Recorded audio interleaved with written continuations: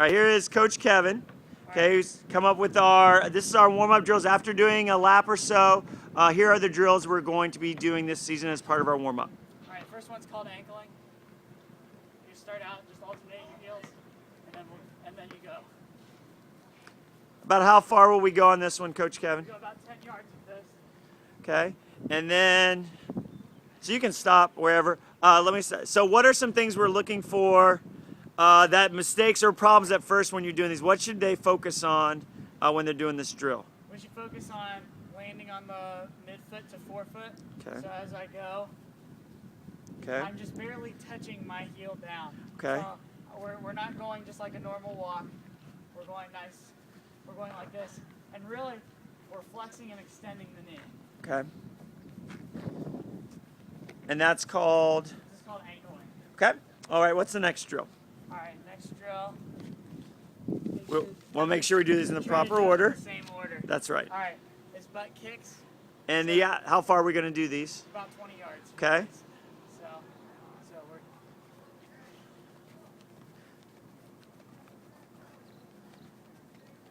Now that's really interesting because I've seen a lot of kids and it seems like they're flicking their heels really far back. So. So I'm going to do some common mistakes Okay. that we see. One would be bending forward. Sometimes people like to bend forward so they can get more kick back, but we don't like that. We want to be nice and upright. Okay. If you notice the difference. And what about your heels where they're coming up? Where the heels can come all the way back, but we want to make sure, see how my knee kind of goes So it's almost a forward. little bit of a knee lift also. Yes, there's a little bit of knee lift with it too. But I see the big thing is that you're not leaning so much that you're flicking all the way back. Exactly. Seems like the key. Okay, very good. That's our second drill we'll be doing as warm-up. All right, the next one's bounding. This might be one of the more difficult ones. We're going to do this for at least 20 yards, probably closer to 30 yards. Okay. When we get up and going.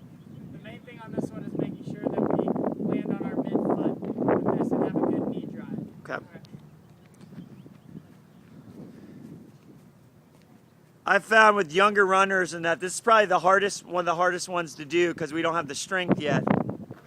It takes strength and it also takes landing with a certain softness.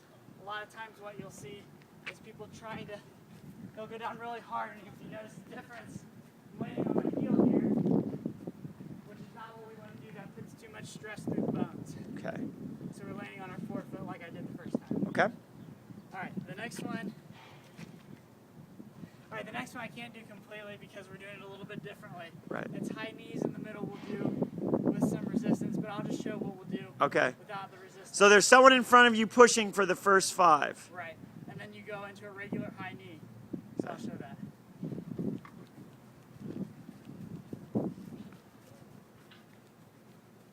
And so you're not forcing it where you're getting bad form, where you're trying to get your knees way, way up. It's just how high.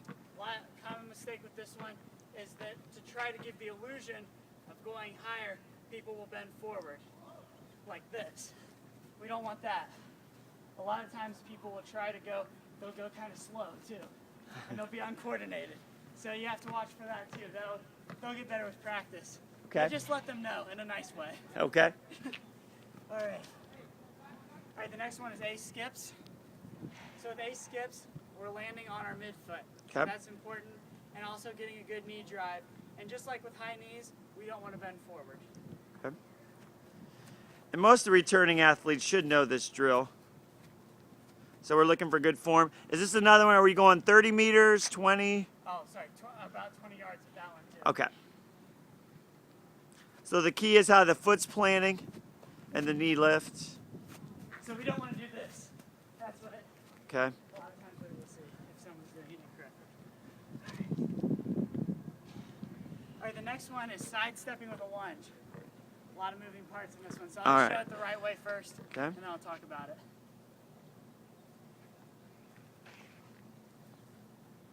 So we're going to go about 10 yards with this one, or around 10 steps. Okay. As you notice, my arms are kind of up high. That keeps my back upright, which is what we want. If I put my arms down low when I do the squat, you can see I bend a lot. Okay. So what's some of the other common things we need to look for, mistakes that people So a lot make? of times what people will do is their knees will come in too far. Okay. So what a good thing to tell people to do is to have their knees over about where their second toe is, Okay. not out or in. Okay. So going straight down. And- Another thing to remember is that this is for a warm-up. This isn't for strengthening. Right. So we don't need to go into a really deep squat. Okay. We're doing just kind of a mini squat. Was the other thing that I think you mentioned earlier, like your toes are pointed forward as well? That helps with You your want knees? your toes pointed straight ahead. Because if we point in like this, then our knees come in. Okay. If we point out, the knees go out too far. Very good. Okay. And you also want to make sure you kind of reset yourself every time you do it so that you're not leaning like this. We want both legs to be doing about the same thing. So we don't want to go like this. We want to get reset. Okay. I'm gonna stop doing that. So, is the ankle spring. With the ankle spring, you're imagining that your ankle is pretty much fixed, and then your legs can move, okay? That's the best way I can describe it. Okay. And you're landing on your midfoot, not your heels. Okay. So we're going. Again, this is another one, kind of like bounding, where you're really emphasizing the softness of your landing. So last year we did ankle pops. So the big difference is there's a slight bend in the knee. We don't want straight legs. Yes, yes. So we're actually getting the muscles to warm up a little bit more if we don't lock out the knee. Right. Okay. So that's what we want. Okay. So the next one we'll be doing will be in a circle. Okay. So this is the downward facing dog. And what we're doing with this is we're dynamically stretching the hamstrings and the calves. So first we get in this position. Then we'll take our opposite arm to our opposite foot, like this. Okay. And we'll do that 20 times. 20 times. Common mistakes with this one are that people will try to turn their whole body like this. Okay. We don't want to do that, so that's not right. So we want to keep our back nice and straight, and a good cue to tell someone is to tighten their core muscles so that Okay. they can stay in this straight position rather than turning. Got it. So they do 20 with each hand? Yep. 20 with each. And you can get a little bit of movement out of your hips. That's okay. You'll still feel the stretch. Okay. All right, and then another one we'll do against this Usually a fence. fence. So again, to stretch out our hamstrings a little more dynamically, is a leg swing. We're going to do about 15 on each leg. I like this one because you can start out kind of slow. So you're not Stretching. forcing it. Exactly, and then you can go, as you feel comfortable, a little bit higher.